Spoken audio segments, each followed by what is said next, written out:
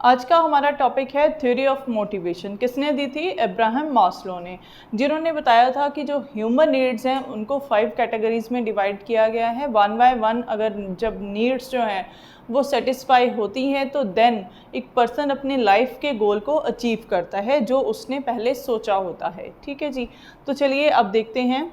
The theory of motivation is given by Abraham Maslow, ठीक है, need hierarchy theory, and who was famous social scientist and psychologist of United States of America in 1943। and उसके बाद according to him वो क्या कहते हैं? Need hierarchy theory, for any person his unsatisfied needs are the primary source of motivation। ठीक है, जो उसकी एक्चुअल नीड्स है, ठीक है, वही क्या है? प्राइमरी सोर्स है मोटिवेशन का। And then these needs are categorise into same, वही की 5 पार्ट्स में डिवाइड किया गया है। वन बाय वन हम इनको डिस्कस करेंगे। एंड जो ये नीड्स हैं वो स्टार्ट होती हैं फ्रॉम द लोअर साइड। ठीक है, फर्स्टली क्या है, कौन सी है? Physiological needs. फिजियोलॉजिकल नीड कौन सी होती है? ये देखिए यहाँ पे मैंने ना बिल्कुल आपको यहाँ पे पॉइंट्स बता दिए हैं जिससे आपको दिमाग में बिठाना इजी हो जाएगा और आपको ये पता चल जाएगा कि इसमें हमने क्या क्या चीज़ों को नोट डाउन करना है। फूड, क्लोथ, स्लीप और लेजर। ठीक है, ये क्या है? पर्सन की प्राइमरी नीड्स हैं। ठीक है, अगर ये फुलफ़िल होती हैं तो देन आगे की नीड्स के बारे में वो सोचता है। अगर एक एम्प्लॉई ऑर्गेनाइजेशन में काम कर रहा है, ठीक है, वो किस लिए काम कर रहा है? कि अपनी रोज़मर्रा की लाइफ को वो जी सके। ठीक है, उसके लिए क्या है? उसको रोटी कपड़ा मकान चाहिए। ठीक है, तो ये बेसिक नीड्स हैं जिसके लिए हर एक पर्सन जो है वो मोटिवेटेड रहता है टू अर्न मनी, राइट। उसके बाद आ जाती है सेकंड, सेफ्टी नीड। अब जब फिजियोलॉजिकल नीड्स कंप्लीट होती हैं उसके बाद सेफ्टी नीड अराइज होती है। वो कैसे? जैसे हमने बेसिक नीड्स के बारे में पढ़ा ना, रोटी कपड़ा और मकान। अब यहाँ पे बात आती है कि एक सेफ क्लियर इन्वायरमेंट उसको मिले जहाँ पे वो रहता है। ठीक है, रेजिडेंस मिले उसको। एंड देन वो सिक्योर फील करे अपनी सोशल लाइफ में भी। एंड देन क्या है, जहाँ पे वो वर्क कर रहा है वहाँ पे भी, मीन्स उसको परमानेंट जॉब मिले सो दैट रेगुलर इनकम उसके पास आए एंड वो अपनी जो भी नेसेसिटीज़ हैं उसकी फुलफिलमेंट कर सके, राइट। अब देखिए यहाँ पे, जैसे यहाँ पे मैंने लिखा है safety needs, security from danger of any physical hurt और इकोनॉमिक लॉस, जिसके लिए अब उसके पास क्या होना चाहिए? Residence, clean and safe environment, insurance policy, permanent job. ठीक है, ये टर्म्स हैं सेफ्टी नीड्स की।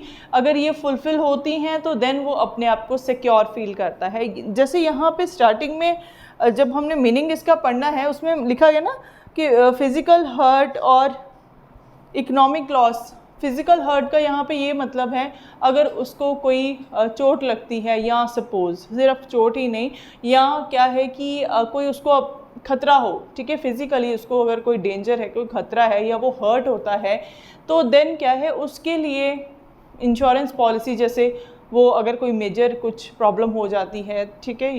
तो जैसे कुछ एक एग्जांपल्स हैं, residence, clean and safe environment, insurance policy and permanent job. तो ये क्या कहते हैं कि एक जो पर्सन है, इंडिविजुअल है, सोसाइटी में रह रहा है, ठीक है, उसके पास क्या है? अच्छा घर हो, रहने के लिए क्या है? उसके पास रेगुलर इनकम भी हो जिससे वो बेसिक नीड्स अपनी फुलफ़िल कर सके। जो कहाँ से फुलफ़िल होगी? उसकी परमानेंट जॉब से। अगर कोई उसको इकोनॉमिक लॉस हो रहा है, फिज़िकल लॉस है, उसको फिज़िकली कुछ हर्ट हो रहा है तो देन उसके लिए उसके पास इंश्योरेंस पॉलिसी हो फॉर क्लेमिंग। ठीक है, एंड देन क्या है? सेफ़ एंड क्लियर एनवायरनमेंट हो जिससे क्या है उसकी अच्छी हेल्थ बने, राइट। तो ये सारे पॉइंट्स थे रिगार्डिंग द सेफ्टी नीड्स। अब होता ही उसके बाद आती हैं सोशल नीड्स। ठीक है, सेफ्टी नीड्स के बाद कौन सी नीड अराइज होती हैं? सोशल नीड्स, सॉरी, ठीक है। तो सोशल नीड्स क्या कहती हैं? सोशल रिलेशनशिप्स के बारे में। हर एक इंडिविजुअल जहाँ पे वो रह रहा है, ठीक है, वो क्या है?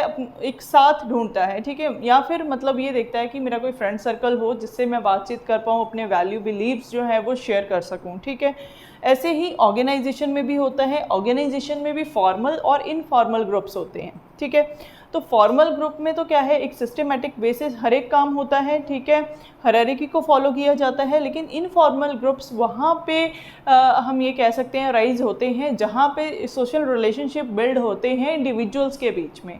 जैसे सपोज लंच इकट्ठे कर रहे हैं, टी ब्रेक है, टी इकट्ठे ले रहे हैं, फ्री टाइम में बैठ के बातें कर रहे हैं, ठीक है, वो चीज़ें। तो ये भी अराइज होने ज़रूरी है, क्योंकि इससे क्या है, ऑर्गेनाइजेशन में जो इंडिविजुअल्स वर्क करते हैं उनमें कॉर्डियल रिलेशंस बनते हैं, ठीक है, लोग जो है वो क्या है, पॉजिटिवली एक दूसरे का साथ देते हैं, एंड देन ऑर्गेनाइजेशन के गोल्स जो हैं वो इकट्ठे मिलके उसको अचीव करते हैं, ठीक है, जो ऑर्गेनाइजेशन की बेटरमेंट के लिए भी ज़रूरी है। ठीक, तो ये कुछ कैटेगरीज़ हैं, ठीक है, सोशल नीड्स की। तो ये क्या है, फुलफ़िल होनी चाहिए, एंड देन जब ये फुलफ़िल हो जाएंगी उसके बाद आती हैं एस्टीम नीड्स। एस्टीम नीड्स में होता है कि रिकॉग्निशन हर कोई बंदा चाहता है, चाहे वो छोटे लेवल पे वर्क कर रहा है, चाहे वो बड़े लेवल पे वर्क कर रहा है, हर एक बंदा ये चाहता है कि उसको रिकॉग्निशन मिले, उसका एक स्टेटस हो, ठीक है, इंडिपेंडेंस हो, कॉन्फिडेंट वे से वो वर्क कर सके। तो उसकी कुछ एग्जांपल्स हैं, प्राइड, स्टेटस, इंपॉर्टेंस और इंडिपेंडेंस, ठीक है। ऑर्गेनाइजेशन में बहुत से लेवल होते हैं, ठीक है, तो हर एक लेवल पे हर एक पर्सन जो है वो जो वर्क कर रहा है उसको क्या है, उसका एक अपना स्टेटस है, ठीक है, उस वर्क की भी उतनी ही इम्पॉर्टेंस है जितनी बाकी वर्क जो भी इंडिविजुअल्स परफॉर्म कर रहे हैं उनकी, ठीक है। एंड देन हर एक बंदा इंडिपेंडेंस के साथ वर्क करना चाहता है, उसको कोई भी ओवरबर्डन नहीं होना चाहिए, एंड प्लस ये है कि उसकी जो नीड है, एस्टीम नीड्स हैं, ठीक है, वो ये कहती हैं कि वो उसके लिए क्या है कि एक उसके साथ प्राइड हो, रिकॉग्निशन हो, ठीक है, जिसमें क्या है सब उसकी इज्जत करें, ठीक है।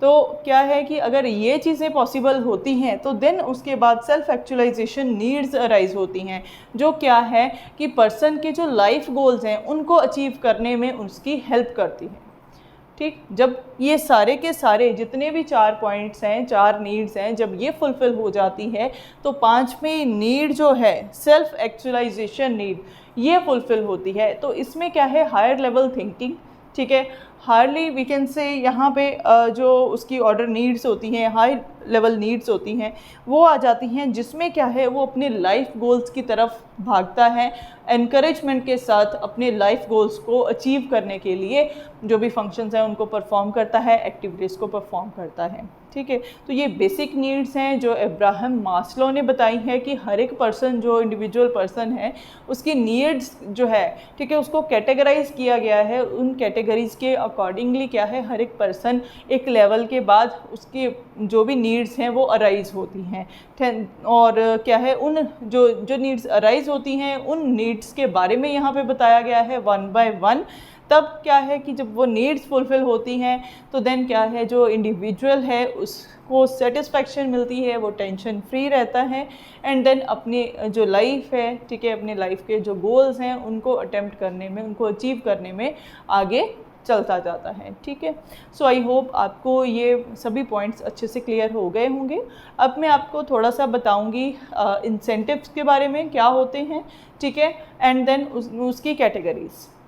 आगे देखिए, इंसेंटिव्स, बेसिकली इंसेंटिव्स जो हैं वो कंपनसेशन का पार्ट है, ठीक है। ऑर्गेनाइजेशन में एम्प्लॉयज़ वर्क करते हैं, उनके वर्क के अकॉर्डिंगली उनको कंपनसेट किया जाता है, पे देते हैं, अलाउंस, सैलरी वगैरह, वेजेस वगैरह उनको दिए जाते हैं, ठीक है, अकॉर्डिंग टू द पोस्ट, ठीक है, where they are doing the job. तो इंसेंटिव्स जो होते हैं वो क्या है, एक्स्ट्रा मॉनेटरी बेनिफिट्स होते हैं जो एम्प्लॉयज़ को उनके काम के अकॉर्डिंगली किस तरीके से उन्होंने वर्क किया है, उनकी एफिशिएंसी को, परफॉर्मेंस को जज करके उसके हिसाब से उनको इंसेंटिव्स दिए जाते हैं। तो ये इंसेंटिव्स जो हैं ये 2 तरीके के होते हैं, ठीक है, financial incentives and non financial incentives.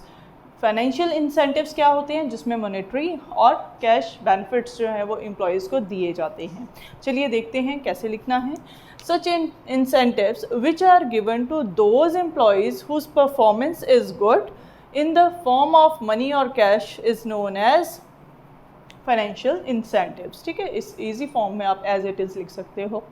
उसके बाद either on group basis और individual basis, आप कैसे लिख सकते हो कि जो incentives हैं, ठीक है, incentives are given either on the basis of group और इंडिविजुअल, ठीक है। ग्रुप में जैसे ग्रुप असाइनमेंट्स दे दी जाती हैं, टीम वर्क दिया जाता है, if teams are doing well then उनको कैश इंसेंटिव्स, मॉनेटरी बेनिफिट्स दिए जाते हैं, ठीक है। और इंडिविजुअल बेसिस पे जो टास्क उनको दिए जाते हैं, when they are performing better and doing the work efficiently, तो देन अकॉर्डिंगली उनको क्या है मॉनेटरी बेनिफिट्स इंडिविजुअल बेसिस पे दिए जाते हैं। ठीक है जी। उसके बाद कुछ एग्जांपल्स हैं, पे and allowance, bonus, retirement benefits, commission, fringe benefits. ठीक है, ये क्या है इंपॉर्टेंट एग्जांपल्स हैं इंसेंटिव्स जो कैश बेसिस पे एम्प्लॉयज़ को दिए जाते हैं। अब दूसरी तरफ देखिए नॉन फाइनेंशियल इंसेंटिव्स। ये इंसेंटिव्स कैसे इंसेंटिव्स होते हैं? एम्प्लॉयज़ जो एक्स्ट्रा मॉनेटरी बेनिफिट्स को नहीं सोचते, ठीक है, और मैनेजमेंट भी उन एम्प्लॉयज़ को इम्पॉर्टेंट पार्ट मानते हैं अपनी ऑर्गेनाइजेशन का, and then major decision making में, ठीक है, उनको पार्टिसिपेट करवाते हैं, प्लस स्पेशल रिकॉग्निशन प्रोवाइड करवाते हैं, एक्स्ट्रा अथॉरिटी देते हैं काम करने की। ठीक है, तो इस बेसिस पे कुछ एक एम्प्लॉयज़ जो हैं वो क्या है ऐसी फीलिंग के साथ ही ऑर्गेनाइजेशन में डेडिकेशन के साथ एंड सिंसेरिटी के साथ वर्क करते हैं। ठीक है, नो डाउट हर एक बंदा जो ऑर्गेनाइजेशन में वर्क कर रहा है उसको क्या है इन रिटर्न मॉनेटरी बेनिफिट चाहिए, बट क्या है इन सम केसेस लोग जो है अपनी सैलरी से सेटिस्फाई होते हैं and then full fledge dedication के साथ वर्क करते हैं। ठीक है, वो ये नहीं है कि अगर उन्होंने टास्क कंप्लीट किया तो देन क्या है वो एक्स्ट्रा जो मनी है या एक्स्ट्रा जो मॉनेटरी बेनिफिट है, ठीक है, उसके लिए वो मोटिवेटेड होते हैं। वो क्या है अपना वर्क जो है सेम मैनर में एफिशिएंटली वो वर्क जो है परफॉर्म करते हैं, तो उस बेसिस पे मैनेजमेंट उनसे खुश होती हैं एंड देन उनको क्या है extra benefits in term of recognition, in term of their authority, job security, इस फॉर्म में उनको इंसेंटिव्स जो हैं एक तरह से प्रोवाइड करवाते हैं। ठीक है, जो क्या है थोड़े से डिफरेंट होते हैं फाइनेंशियल इंसेंटिव से। अब देखिए कैसे non-financial incentives are given to those employees who are not thinking about the extra benefit but mainly doing their work with dedication and sincerity. They inspired by the feeling of important part of the organization. ठीक है, कि मतलब उनको ये लगता है कि we are very important for the organisation and we are the very important elements part of the organisation. ठीक है, तो उसके बेसिस पे वो इसी फीलिंग के साथ ही ऑर्गेनाइजेशन में डेडिकेशन के साथ वर्क करते हैं।